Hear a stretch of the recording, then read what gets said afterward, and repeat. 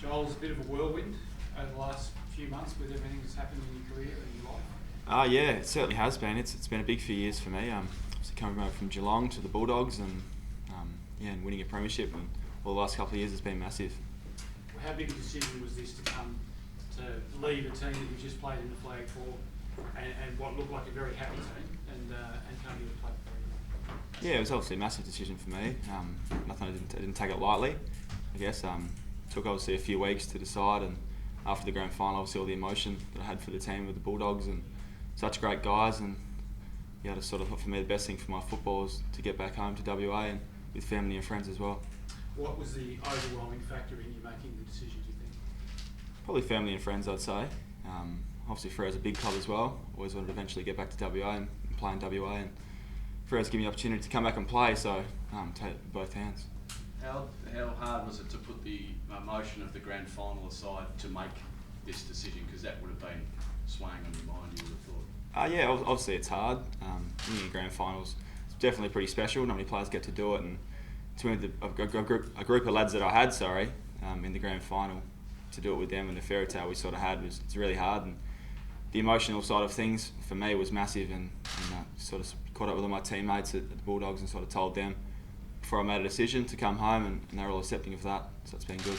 Do you feel like you came of age in the AFL final series? I think you had big jobs. You had a big job on Kennedy, you had a big job on Franklin, and acquitted yourself very well both times out. You feel like that was you maturing as an AFL player? Yeah, I guess so. I guess I'm 23 now, and I've had an experience at AFL level, and I've obviously played 20 odd games, and I guess I was lucky enough to have those good players around me, and Dale Morris and Easton Wood and Bob Murphy all throughout the year to sort of help me out. So my job was made easier through them guys.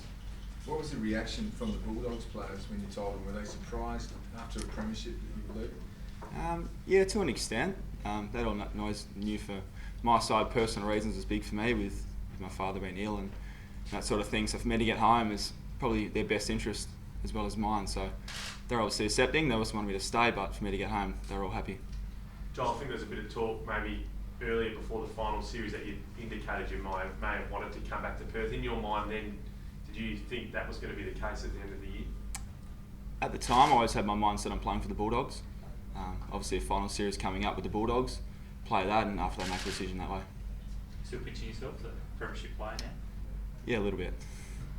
Joel, you're the first player, AFL premiership player, to come out of the Kimberley.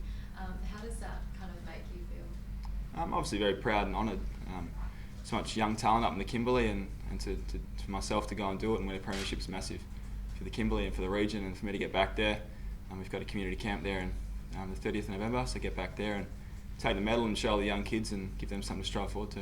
Can you tell us what it was like playing for the Cable Beach Footy Club? Yeah, okay.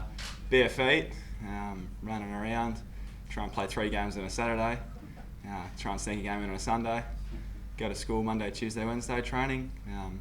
It's amazing. It's a great place, Broome. Grew up there my whole life pretty much. Did all my teenage years there, and get back there a bit more now I'm in WA. Andrew McGovern says when he lived in an Aboriginal community, that was part of his grounding in footy and why he reads the ball so well and he studied them. Was there a bit of that as well for you? I've got an Indigenous background myself. Obviously playing with those Indigenous guys my whole life. Some of them guys are exceptional players, really talented players, and learning from them guys as much as anyone sort of, I guess, got me to where I am today. Do you feel like more players could come out to the Kimberley and get into the AFL if the system was tweaked or if it was done a different way? Yeah, definitely. I guess there needs a bit more mentoring up in the Kimberley with young players. There's so much talent up there, but to come down here and sort of sustain a life in Perth and go from Perth to Melbourne, it's obviously hard. So I think we need more education around that for young Indigenous players. Is that the biggest challenge you think a talented young player from the Kimberleys faces, Joel? Yeah, I guess so, and the rigours of AFL football. It's obviously as mentally tough as anything else, as physically as well. So AFL is not as easy as it looks on TV, and behind the scenes we put a lot of hard yards in. So to get them guys coming through mentally tough and get them ready to train every day and do that sort of thing is the biggest thing for them. What was your state of mind when you left the Cats and you hadn't cracked it in AFL footy and you joined the Bulldogs? Were you worried about that you were maybe running out of time to make an impact? To be honest, no. I sort of thought if I was always trained hard and put myself in a position to play AFL football. I'd obviously get a chance. I was lucky enough to get snapped up by the Bulldogs, give me a chance, and to obviously prove myself. And I think I've done that now and sort of repaid them. Although I've left, I've repaid them. Played my part in the premiership. Hasn't been there since 1954. So. Yeah. What will be the transition from being a Bulldog to the Docker? Have you thought about the way you play, where you'll play, and how you'll play now you're a Freo player? Yeah, obviously somewhere in the back line, I'd say. I was a few chats with Ross Lyon and the coaches, and play somewhere in the back line and help out where I can. And obviously it's going to be tough for selection with some good players in the back line as well. So we'll start at pre-season, we'll go from there.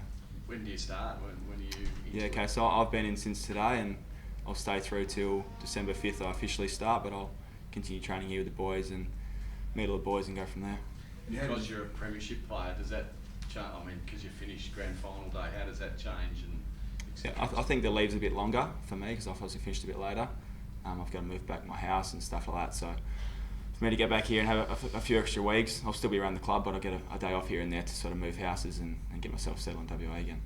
And how did you feel today when you had to talk and pick up the front page of the paper and there's a Docker story on the front page? Are you ready for that? Have you been briefed?